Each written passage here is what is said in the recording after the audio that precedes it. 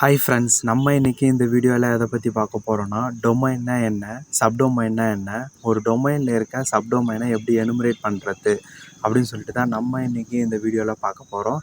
So அதுக்கு முன்னாடி நீங்கள் இப்போ தான் நம்ம யூடியூப் சேனலுக்கு வரீங்கன்னா மறக்காமல் நம்ம சேனலை சப்ஸ்கிரைப் பண்ணி வச்சுருங்க. அப்போ தான் நம்ம சேனலில் எந்த வீடியோ அப்லோட் பண்ணாலும் உங்களுக்கு நோட்டிஃபிகேஷனில் உடனுக்குடன் வரும். வாங்க வீடியோக்குள்ளே போகலாம். டொமைன் நேம்னா என்னென்னா, டொமைன் நேம்ன்றது ஒரு அட்ரஸ். இப்போ நம்ம வீட்டுக்கு எப்படி ஒரு அட்ரஸ் இருக்கோ அந்த அட்ரஸை யூஸ் பண்ணி நம்ம வீட்டை எப்படி கண்டுபிடிக்கிறோமோ, ஸோ அது போல் நெட்வொர்க்கில் கனெக்ட் ஆகிருக்க கம்பெனிஸ், வெப்சைட் அதெல்லாம் கண்டுபிடிக்கிறதுக்கு நம்ம யூஸ் பண்ணுற ஒரு அட்ரஸ் தான் டொமைன். ஸோ இங்கே www.google.comன்றது ஒரு டொமைன். ஸோ இந்த கூகுளோட கம்பெனியோட ஒரு அட்ரஸ் இது. ஸோ இந்த www.google.comன்ற ஒரு அட்ரஸை யூஸ் பண்ணி நம்ம அந்த கூகுள் கம்பெனியை கான்டாக்ட் பண்ண முடியும். ஸோ இதுதான் டொமைன். சப்டொமைன் ஒரு மெயின் டொமைனில் ஒரு பகுதி அப்படின்னு சொல்லிட்டு சொல்லலாம். ஸோ இங்கே www.google.comன்றது ஒரு மெயின் டொமைன். இதில் www.support.google.com அந்த சப்போர்ட்டுன்னு டொமைனுக்கு முன்னே வருதுல்ல, ஸோ அதுதான் சப்டொமைன். ஒரு டொமைனுக்கு முன்னே என்னெல்லாம் வருதோ அது எல்லாத்தையுமே நம்ம சப்டொமைன் அப்படின்னு சொல்லிட்டு சொல்லுவோம்.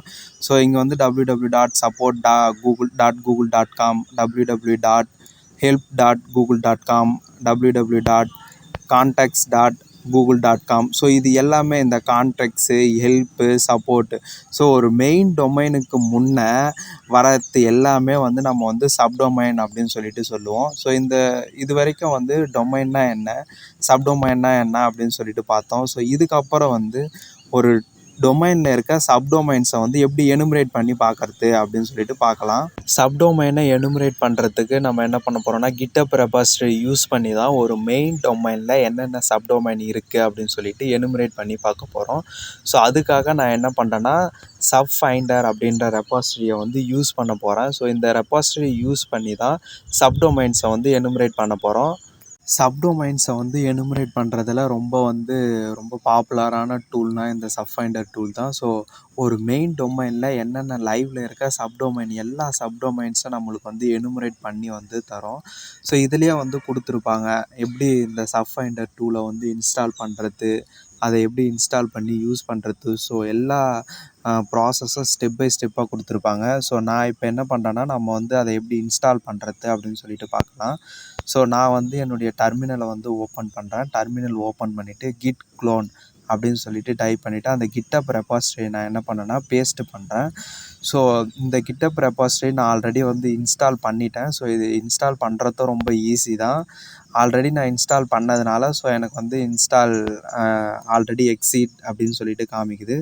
ஸோ Subfinder டூல் என்கிட்ட ஆல்ரெடி இருக்குது. நீங்கள் ஃபஸ்ட் டைம் இன்ஸ்டால் பண்ணுறீங்கன்னா ஸோ உங்களுக்கு ஒரு 5 செகண்ட் 6 செகண்ட் ஆகும். ஸோ அதுக்குள்ளேயே இந்த டூல் இன்ஸ்டால் ஆகிடும். ஸோ இப்போ நான் என்ன பண்ணேன்னா cd Subfinder அப்படின்னு சொல்லிட்டு போடுறேன்.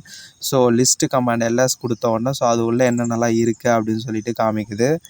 Subfinder -h அப்படின்னு சொல்லிட்டு பார்த்தா ஸோ இதில் என்னென்ன யூசேஜ், என்னென்ன பெனிஃபிட்ஸ்லாம் இருக்குது இந்த டூலில், எதெல்லாம் நம்மளால் எனுமரேட் பண்ணி பார்க்க முடியும், என்னென்ன ஆப்ஷன் இருக்குது அப்படின்னு சொல்லிட்டு எல்லாமே காமிக்கும். ஸோ இது எல்லாத்துலேயும் நம்ம முக்கியமானது மட்டும் ஒரு டொமைனில் சப்டொமைன் எனுமரேட் பண்ணுறதுக்கு என்னென்ன ஆப்ஷன்லாம் யூஸ் பண்ணுவோம் அப்படின்னு சொல்லிட்டு பார்ப்போம் பின்னாடி. ஸோ இதுதான் Subfinder -hன்னு போட்டால் அந்த டூலோட யூசேஜ், இது எப்படி யூஸ் பண்ணணும் அப்படின்னு சொல்லிட்டு நம்மளுக்கு காமிக்கும். இப்போ இந்த Subfinder டூலை யூஸ் பண்ணி ஒரு டொமைனை எடுத்து அதில் சப்டொமைன்ஸ் எப்படி எனுமரேட் பண்ணி பார்க்கறது அப்படின்னு சொல்லிட்டு பார்க்கலாம்.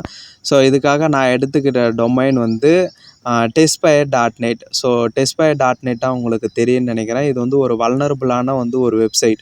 ஸோ இந்த வல்னரபுள் வெப்சைட்டில் என்னென்ன சப்டொமைன்ஸ்லாம் இருக்குது அப்படின்னு சொல்லிட்டு தான் நம்ம என்ன பண்ண போகிறோம்னா எனுமரேட் பண்ண போகிறோம். ஸோ நான் என்ன பண்ணேன்னா testpire.netன்ற அந்த டொமைனை மட்டும் என்ன பண்ணுறேன்னா காப்பி பண்ணுறேன். காப்பி பண்ணிவிட்டு என்னுடைய டெர்மினல் ஓப்பன் பண்ணுறேன். டெர்மினல் ஓப்பன் பண்ணிவிட்டு Subfinder -d -dனா டி மீன்ஸ் டி டொமைன். இந்த டொமைன் என்ன பண்ணுறோன்னா Subfinder -d கொடுத்துட்டு டொமைனோட நேமை போடுறோம். டொமைனோட ஒரிஜினல் நேம் தான் போடணும். ஸோ இந்த https www ஸோ இதெல்லாம் எல்லாத்தையுமே ரிமூவ் பண்ணிவிட்டு ஒரிஜினல் நேம் என்னவோ அதை மட்டும்தான் போடணும். ஸோ போட்டாச்சு. testfire.net அந்த டொமைனில் என்னென்ன சப்டொமைன்ஸ்லாம் இருக்குது அப்படின்னு சொல்லிட்டு நம்மளுக்கு என்னதுன்னா கேதர் பண்ணி தருது. ஸோ ஒரு சப்டொமைனாக வந்துட்டு இருக்குது. நம்ம என்ன பண்ணோன்னா இப்படி ஒரு சப்டொமைன் வந்து இருக்கா அப்படின்னு சொல்லிட்டு நம்ம வந்து செக் பண்ணியே பார்க்கலாம். ஸோ நான் என்ன பண்ணேன்னா ஃபயர் பாக்ஸ் ஓப்பன் பண்ணி demo.testfire.net அப்படின்ற ஒரு சப்டொமைனை வந்து போடுறேன். ஸோ போட்டோன்னே என்ன ஆகுதுன்னா எனக்கு வந்து பேஜ் வந்து ஒர்க் ஆகுது. ஸோ இந்த டெஸ்ட்ஃபயரில் வந்து demo.testfire ஒரு சப்டொமைன் வந்து இருக்குது அப்படின்னு சொல்லிட்டு தெரியுது. ஸோ நெக்ஸ்ட்டு வந்து என்னென்னா localhost.testfire.netன்னு இன்னொரு சப்டொமைன் இருக்குது. ஸோ இதையும் நம்ம என்ன பண்ணுறோன்னா காப்பி பண்ணி போடுறோம். ஸோ காப்பி பண்ணி போட்டோன்னா இந்த பேஜ் நம்மளுக்கு வந்து வருது.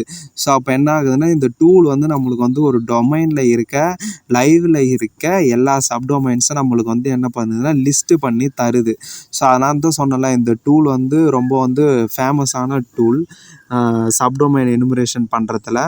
ஸோ ftp.testfire.net அப்படி ஸோ இந்த பேஜும் வந்து இருக்குது. ஸோ ஒரு டொமைனில் இருக்க லைவ் சப்டொமைன்ஸை நம்மளுக்கு வந்து என்ன பண்ணுதுன்னா கேதர் பண்ணி தருது. ஸோ இப்போ நம்ம என்ன கிட்ட நம்மளுக்கு வந்து இந்த டொமைனில் இருக்க சப்டொமைன்ஸை வந்து இவ்வளோ சப்டொமைன்ஸ் தான் இருக்குது. ஸோ இதில் நம்மளுக்கு என்ன பண்ணுதுன்னா கேதர் பண்ணி தந்துருச்சு. ஸோ அடுத்தது என்ன வினா வந்து வெர்போஸ். ஸோ அதாவது வந்து இப்போது ஒரு டொமைனில் இருக்க சப்டொமைன்ஸை எனக்கு வந்து டீட்டெயிலாக வந்து இன்ஃபர்மேஷனை வந்து கேதர் பண்ணித்தா அப்படின்றது தான் வெர்போஸுக்கு வந்து அர்த்தம்.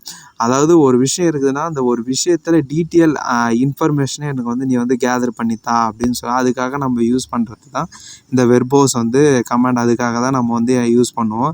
ஸோ அப்படி யூஸ் பண்ணுற அதுக்கான கமாண்ட் என்னென்னா Subfinder -d testfire.net போட்டு v போட்டாலே போதும். அதை பற்றி இன்னும் வந்து எக்ஸ்ட்ரா இன்ஃபர்மேஷனை நம்மளுக்கு வந்து கேதர் பண்ணி தரும். ஸோ இங்கே என்னென்ன பண்ணியிருக்குன்னா நம்மளுக்கு சப்டொமைன்ஸும் வந்து லிஸ்ட்டு பண்ணியிருக்கு.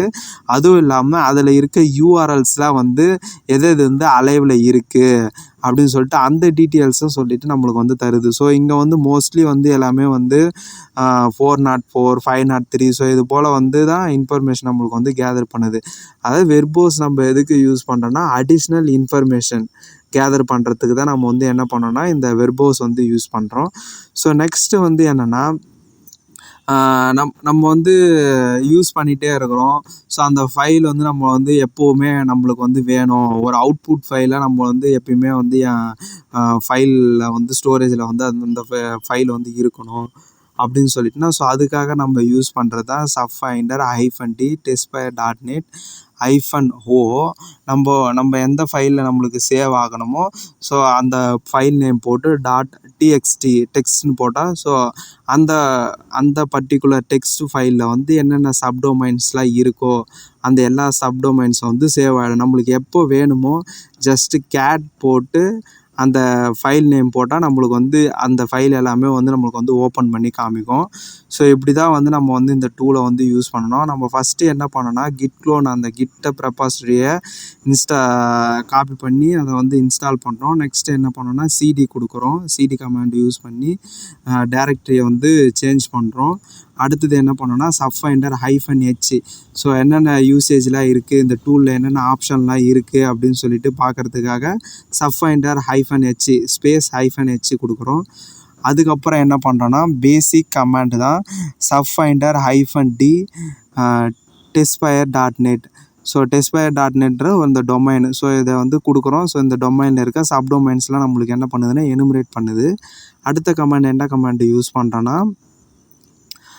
Subfinder -d testfire.net -v so verbose command. அடுத்தது என்னென்னா Subfinder -d testfire.net -o ஒரு ஃபைல் டெக்ஸ்ட் ஃபைலை வந்து எப்படி வந்து காப்பி பண்ணி யூஸ் பண்ணுறது அப்படின்னு சொல்லிட்டு தான் பார்த்தோம்.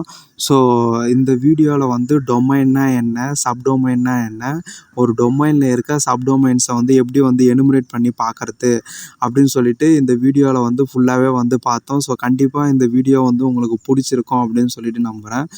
இந்த சப்டொமைன் எனுமரேஷன் கான்செப்ட் வந்து நம்மளுக்கு எங்கே யூஸ் ஆகுனா சப்டொமைன் டேக் ஓவர் வல்னரபிலிட்டின்னு ஒரு வல்னரபிலிட்டி இருக்குது. ஸோ அதை வந்து கண்டுபிடிக்கும் போது இந்த சப்டொமைன் எனுமரேஷன் கான்செப்ட் நம்மளுக்கு வந்து ரொம்பவே வந்து யூஸ்ஃபுல்லாக இருக்கும். ஸோ இந்த வீடியோ உங்களுக்கு புரிஞ்சிருக்கும் அப்படின்னு சொல்லிட்டு நம்புகிறேன். ஸோ புரிஞ்சிருந்ததுன்னா மறக்காமல் லைக் பண்ணுங்கள், ஷேர் பண்ணுங்கள், சப்ஸ்கிரைப் பண்ணுங்கள். தேங்க்யூ ஃபார் வாட்சிங் இன் திஸ் வீடியோ.